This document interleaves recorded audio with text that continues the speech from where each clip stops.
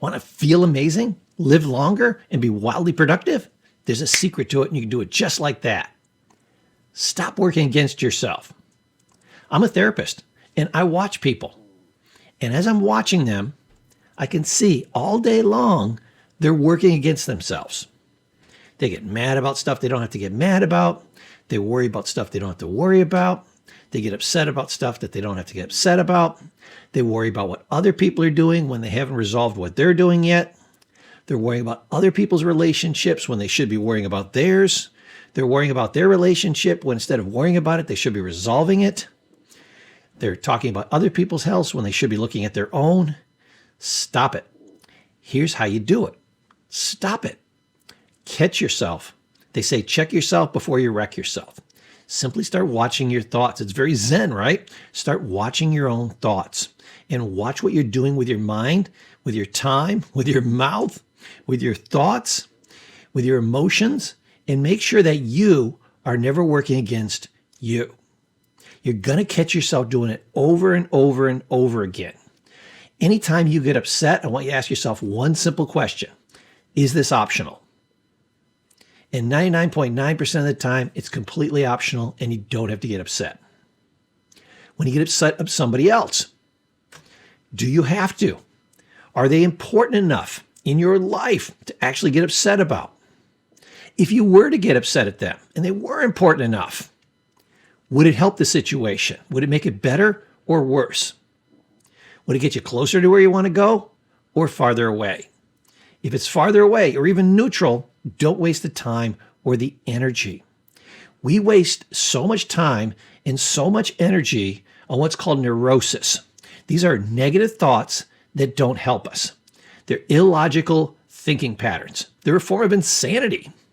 See, it's not that everybody's not insane. Everybody is insane. It's just on a scale. People think they're sane people, and of course, that's always you, right? And then there's these insane people. They're way out there on these tangents. No, they're sane over here. You're probably right about here. You're a certain level of insanity, right? And then the really crazy people who you think are truly insane are out here. Hey, give us your opinions. Go ahead and comment down below. Let us know what you would like for our very next training. But no, you are on that insanity scale because nobody's at zero. I'm shaving the edge, but I'm still not at zero. So we used to laugh about this in therapy. We used to say, okay, here's sane, here's you, and here's your client. Your job is to get your client at least halfway between where you are and they are. But don't ever kid yourself. You're not completely sane. You haven't reached that level of zen. You are not, the ultimate human being who completely controls their emotion, who has total bliss and peace and serenity. You're not there. You're just a lower level of crazy than they are. And what is crazy? Crazy is anytime you work against you. When you work against you in any way, shape, or form, emotionally, physically, financially, relationship-wise, anything you can think of, when you are working against you, you are putting yourself in a worse situation or you are staying in a bad situation. Sometimes just staying where you are is pretty bad, right? You've worked against yourself. Think of it this way. If you were a management company, would you hire you to run your life?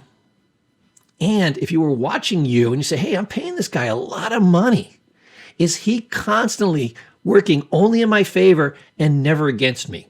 You would watch that person like a hawk to make sure they were doing a great job for two reasons. One, I'm paying them a boatload of money, an excessive amount of money. And I really need my life to go well. This is not a dress rehearsal. This is not a do-over. It's not like, well, in my next life, I'm going to do it different and I'm going to do it better and blah, blah, blah, blah, blah. See, everybody is treating their life like it's a do-over or a dress rehearsal, like they're going to come back and do it better next time. Hey, if you're loving this content, go ahead and like and subscribe, and please share this with as many people as you can think of. They need these tools too. You got to do it right the first time. And we waste an inordinate amount of time and energy and just personal power on stuff that's absolute rubbish. I was with family last night and a lady cut over into our lane and oh my God, my buddy Mike turned the wheel around. He was the hero of the day. Why? Because he saved us from crashing.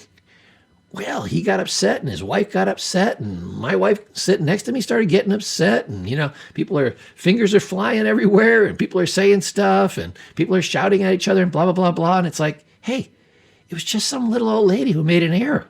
If she'd have known you were there, she wouldn't have tried to hit you. She wasn't trying to hit you. You can't punish somebody for making an error and then have them act better. But what you can do is you can get into a conflict with somebody doing this stuff pretty quick, And I always look at it this way. When you do something, whatever you do, that tells me about you. But then if I respond to you, that says a lot about me. So I got to be very careful about how I respond to other people. My response to this whole thing was, hey, that's great. Mike got us out of the way. He's a hero. He's a rock star. Now we got a great story to tell. Fantastic. And the other part of that was, hey, we didn't get in an accident.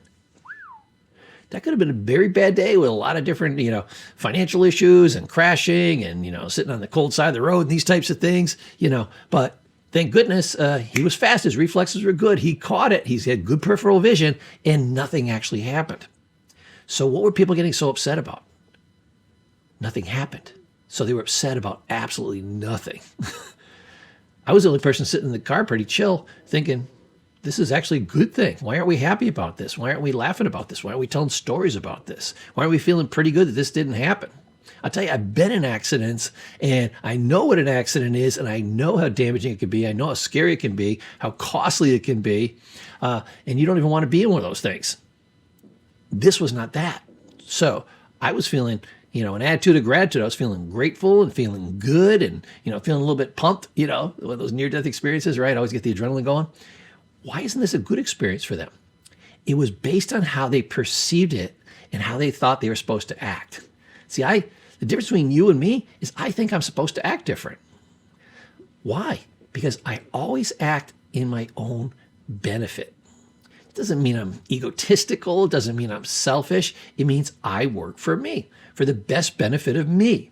Therefore, I have more energy to act for the best benefit of you. I'm not emotionally drained. I'm not so, frustrated and tired that I can't do these videos anymore. And, so emotionally drained that I don't want to go out there and help people for free. Why not do this? So be very careful and watch your thinking. How are you screwing you on a regular basis? In therapy, we used to have a term for this. I'll show you, I'll screw me. Kids would come at us, and clients would come back at us with attitude. We'd be trying to help them, and they'd say, to heck with you, I'm not going to listen to you, I'm not going to do that. Hey, we were just taught them what to do to get the best result. And they said, I'll show you, I'll screw me. Just to be, counter to us, to go against us. They thought that was taking back their power. No, taking back your power is taking good orderly advice and acting on it so that your life comes out better, so that you do have the power to do the things that you want to do with your life. That's power. So start watching about how you're thinking about things. Catch yourself early when you're going in the wrong direction, when you're working against yourself, and you will be amazed. I don't think you'll go anything like, 20 minutes without finding 5 different ways that you went against yourself, and you can change that thinking. Say, hey, is this logical? Does it work for me? Is it helping me? Is it moving me in the right direction, or is it hurting me? It's always going to be hurting you, at least taking up your time, right? So start cleaning up your own backyard, which is your mind. Don't make your mind into a minefield. Clean that sucker up. And then enjoy more peace, serenity, productivity. And this is going to give you health, happiness, longevity, even profitability, more productivity, and you're just going to have a much better experience of life. And I hope you go out and you use these skills and you share them with other people. Thanks so much. My name is Professor Paul. Go ahead and like and subscribe, and I'll see you in the next training.